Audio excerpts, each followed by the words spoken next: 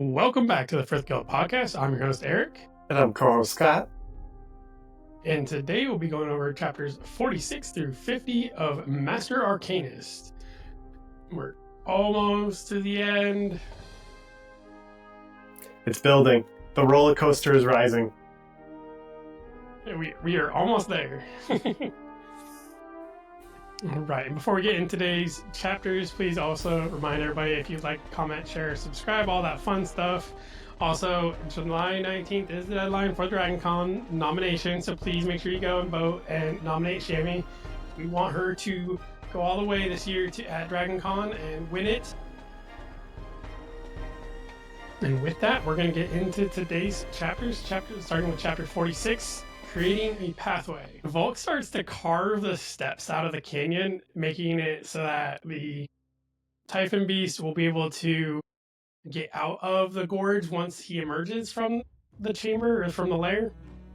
And of course, Volke being himself is like, everybody has to know the steps. So we're going to engrave the steps of the pillar quotes into it. He said the Isle of Roma is too small, so we're going to just keep replicating these steps across the world. Everybody will know these steps at some point. Volke is doing one step, and basically he's described as, I think, 6 feet tall, I believe was the size of the step. And then Terracotta is doing the next one down, and then Volke's doing the next one, and so on and so forth. I'm not sure how the inspector's going to care for that, but It might not meet code. it's right. Might not be up to code, but, you know, it is what it is. Zaxis comes over to join in, and he's basically just using his magic to use it, and he's kind of helping out by kind of tuning up the ground a little bit, so that way it makes it a little bit easier for Volke.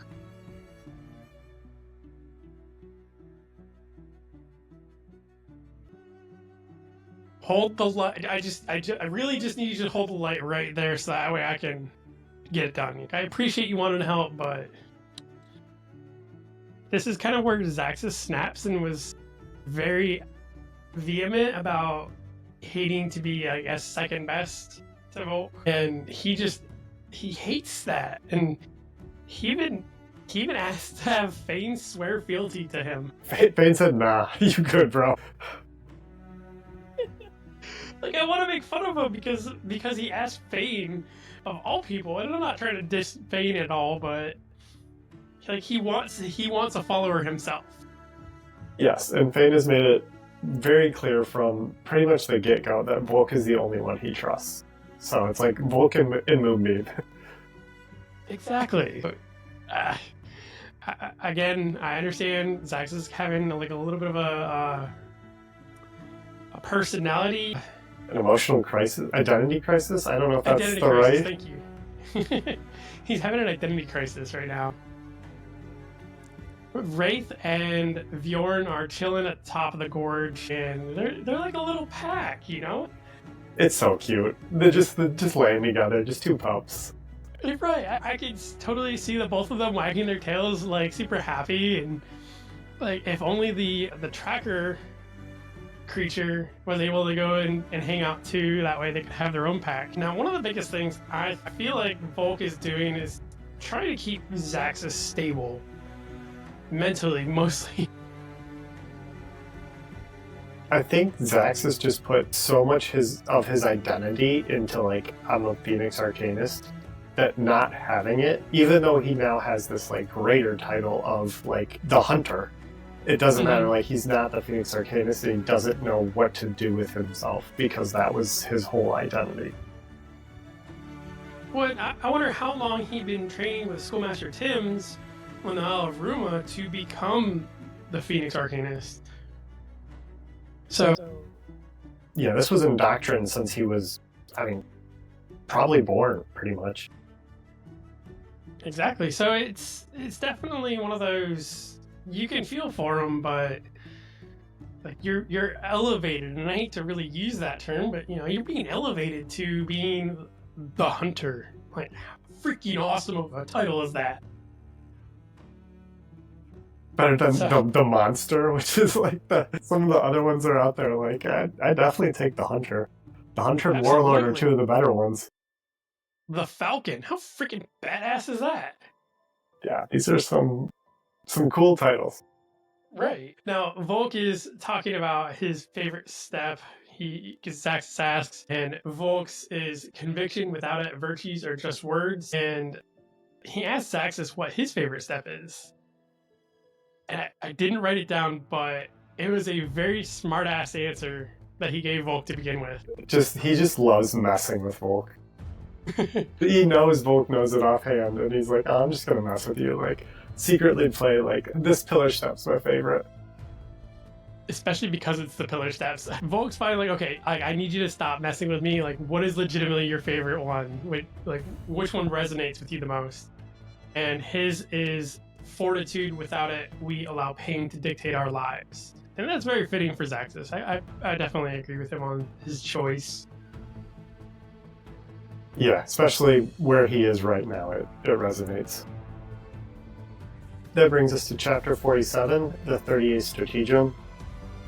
They try to use the occult compass to track down Akiva. They have, the scales, or not the scales, they have the artifacts from the King Basilisk that were in Thronehold, but they aren't able to track down Akiva, still too far away, so no luck there. They are also trying to be a little more strategic about the Typhon Beast bonding and really trying to figure out who makes sense to even go down there. Before, they pretty much rushed in because they had to for one reason or another. Hexa is rushing around trying to find Bethica, and they end up finding the ghouls instead. So what they're going to do is they want to draw Second Ascension to them. They're going to create this huge Nullstone trap to hopefully get Reese, and because he seems to be the most annoying of always coming and rescuing everybody. But to do that, they actually have to reach back out to Ladislava so that she can attune the Nullstone and then have it shipped over to them. So even that is a plan in the making. I wouldn't imagine the logistics of that. It sounds awful. And, I know there's probably some fancy way that they're doing this, but I just picture them sending, carrier pigeons back and forth to each other. Need Nullstone, tie, and send off. Oh, I didn't even think about that. The whole sending messages, you can't just pull her up around the cell phone, No, I'm sure Adelgis can do something, but in my mind, they're just sending messengers back and forth to do this. In chapter 48, Luthair's return, when I read this the first time, my heart dropped. Don't play with me like that, Exactly, Shammy, I don't say this very often, but damn it, this was not nice. It was not, and usually she's just so spot on with her chapter titles that you're like, this one's so clear, there's no playing around with it, and she played around with it. This was cruel. So we have Volk getting retribution back. It is attuned to him and his bloodline. It'll essentially burn anyone that tries to hold it, if not in Volk's bloodline. And Shosei even says that this is going to be something that's going to burn somebody that's even immune to fire. So we know that he put a good deal of his blue phoenix magic into this, because we know that blue phoenixes are actually able to burn those that are immune to it. And I really love this. Just chef's again. Just cussing you out, Shame, and now I'm, chef's kissing you on the attune, having that burn somebody. Bjorn is seemingly overly excited to be on the hunt for those that are coming.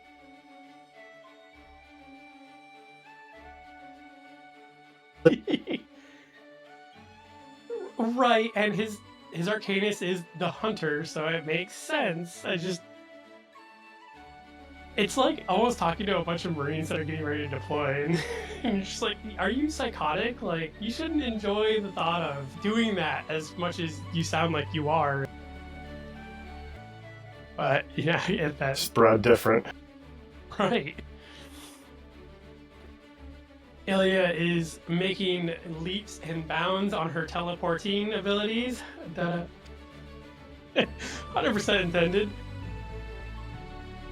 And for Volke is definitely feeling like he's the third wheel to her now in Zaxis, because it's just him and her and Zaxis, so definitely kind of that weird feeling of them being together. Volke starts to sense a nightmare at the bottom of Hydra's Gorge. He's using his tremor senses. He can feel something popping in, popping out. And he realizes that it could only be a nightmare doing this, going in and out of the void. And again, like the chapter title, I'm like, oh my gosh, this is going to be it. Like, it's going to legitimately happen here. And like, I'm reading as fast as humanly possible, trying to get through this to see that he and Luthair are reconnected and all is good in the world. And we end up meeting Thurin, which, not to give any bad, things to Thurin, but again, it's not Luthair.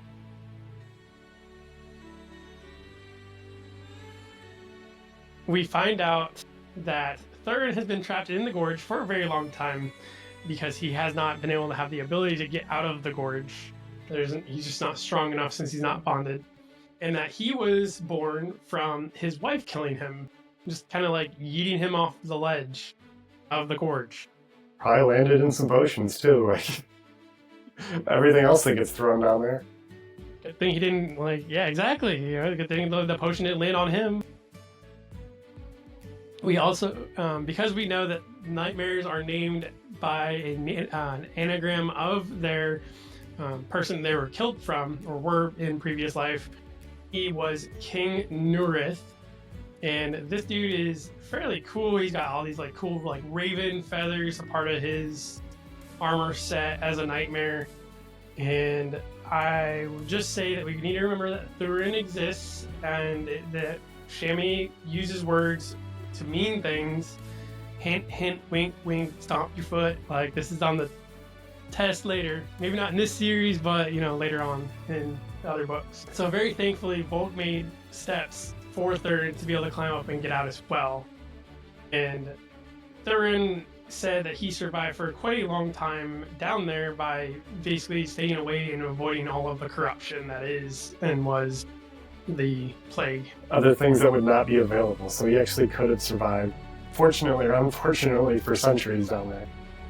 Right. That brings us to chapter 49, preparing for confrontation. So Nicolin, of course, went and checked out the caves on his own.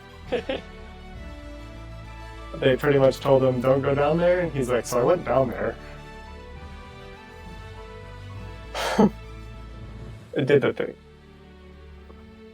Volke and Terrakana end up finishing up their own pillar, and the team starts gearing up for the fight. Zaxis has finally decided on his new weapon. He wants a gun, which is the complete opposite of his fist before, so this is a nice little long-distance weapon. They head to the outpost, and they make this very undiplomatic announcement that, hey, we found the Typhon Beast Slayer. If you want to bond with it, just come check it out. We're going to do interviews, and then we're going to select people who can go. And there's this really awkward moment of this Arcanist who's like, hey, can people who are already bonded, bond with this? And folks kind of well, sort of, But why would you want to bond with another creature? Yeah, I don't think Volke understands, or he's just too naive to the fact that there are people that would sacrifice things for power. I don't know if that's the person you want to be bonded to a god tier creature, but there are people out there that would do it. No. And that brings us into chapter 50, Orwin's Parlay. Zaxis wants his pistol that basically is going to rival Retribution. And I chuckle at this, kind of thinking, that's never going to happen. There's no way they could ever possibly even come close to Retribution. You can have your delusions. It's okay, Zaxis. It's on level. Orwin sends a letter to offer a parlay with Volke and Zaxis, and nobody else. Kind of that your typical, like, you know, we're going to meet you at this spot, but you better not bring anybody else with you or else, you know, that kind of feeling. He has to... Volke explains to Zaxis what a parlay was, and then Zaxis snaps back that he knows what it means, and it makes me think of Airplane.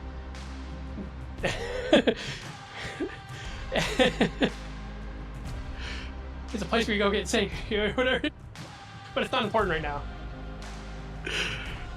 Basically, I feel like Volke is just like, I really don't want to take Zaxis because he doesn't know how to resort to non-violence when under stressful situations.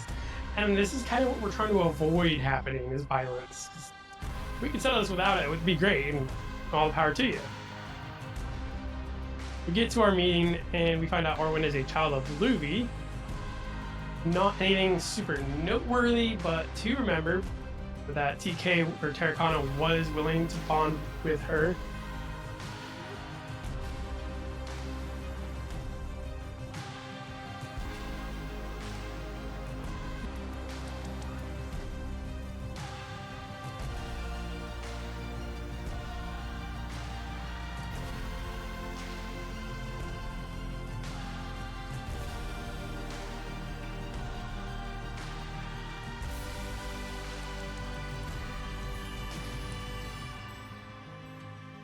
So basically, the reason why Terracotta was willing to bond with Orwin is because she's a child of Luvi.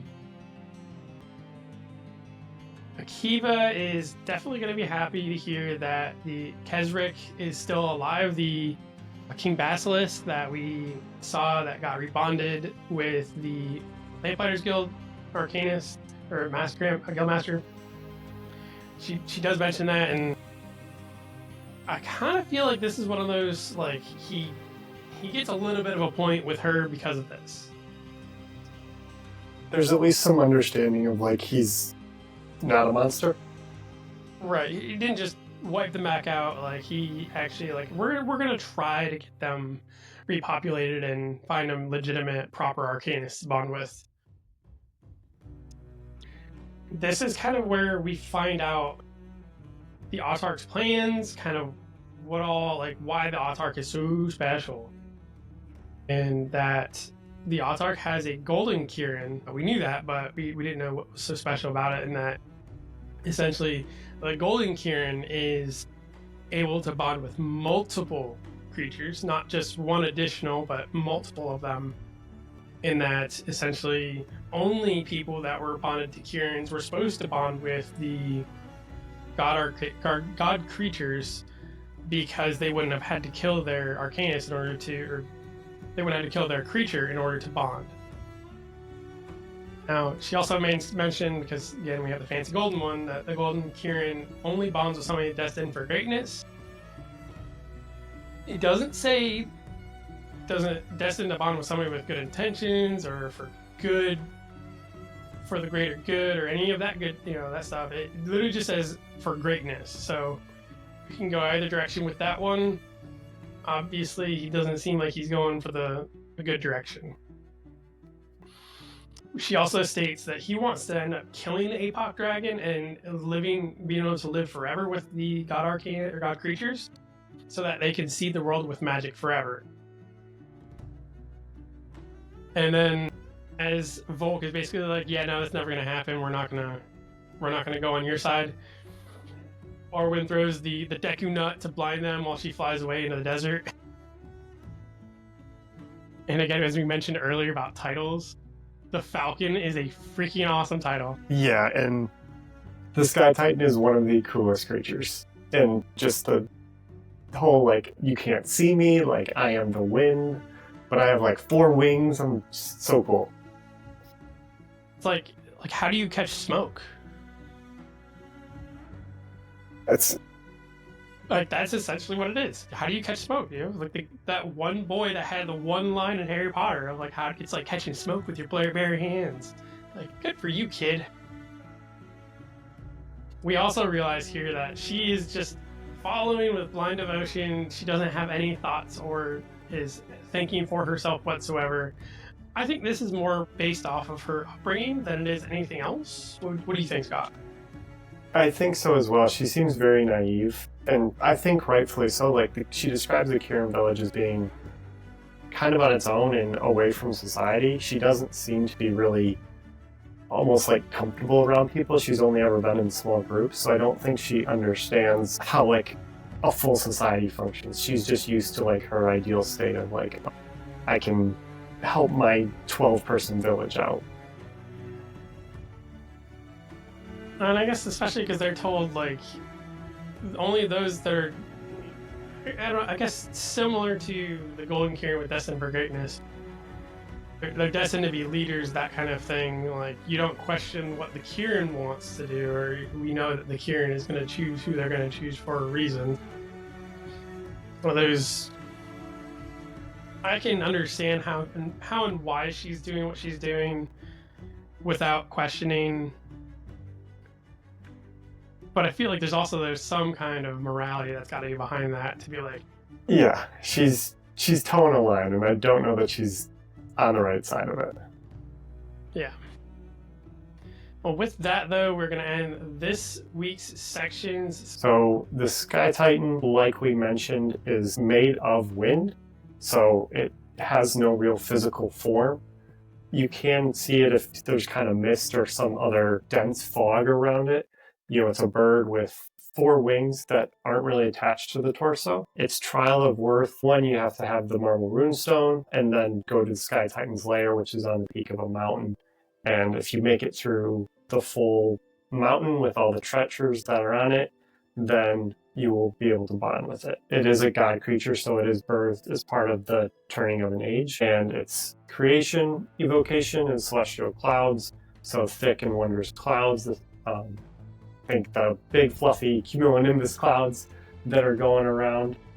Its destructive is hurricane winds, so powerful winds that can form into any shape, and this includes sharp edges that can slice through solid objects. Its manipulation on the creation side is weather, anything from hurricanes to monsoons, and they can entirely change the biome of a region by using this enough. The destructive side of this is air currents, so vast amounts of wind and air, so this can prevent people from taking breaths, even make it difficult to breathe, and even difficult to flight or have things like fire. For augmentation, their creation is the stratosphere, so they can augment the sky to create nodes of magic that will spawn avian mystical creatures who are wise in nature. If it's used on other people, it grants them an increase in regeneration, the ability to walk on air, and an immunity to lightning and pressure. The destruction side is the exosphere, so it's the nodes of magic that will spawn rare nightmarish mythical creatures with a bloodlust, and these fall from the height to the lands and either damage the terrain or hunt down the people. It cannot be used on others, so it's one of the few augmentations that is solely affecting the area around. If imbued, these threads are considered to be very powerful, and some of the pierce form magic, similar to what we see with the World Serpent magic. Their creation and destructive auras, very similar to the other god creatures we're talking about, so related to the plague. For innate abilities, the Sky Titan is immune to lightning, magical corruption, and mind control. They do not need to breathe, and they can speak to birds through telepathy. I don't know that I want that skill, considering how smart I feel like most birds are, but kind of cool. You make a good point there, yeah. I've seen a lot of really dumb pigeons, and I don't know that I want to hear that.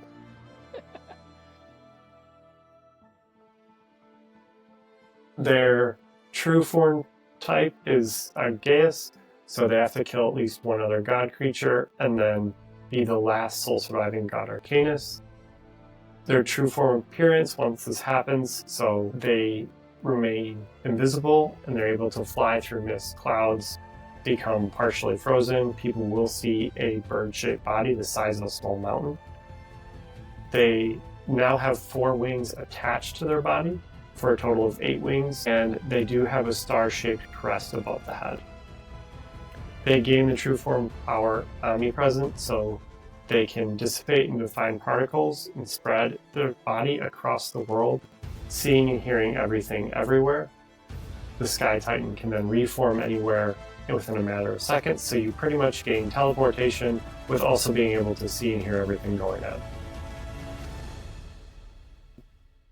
The first person to bond with the Sky Titan was the Anomander, and they lived alone on the mountaintop, and because it was invisible, many people thought that he didn't have an Eldred, so they came out to attack him, but with the Falcon, couldn't actually touch him or hurt him, and that was how he did gain the title of Falcon. And it is based on the Greek myth of the Titans, the gods who ruled before the Olympian gods. So 12 Titans representing major aspects of light, nature, and the Sky Titan being one of those.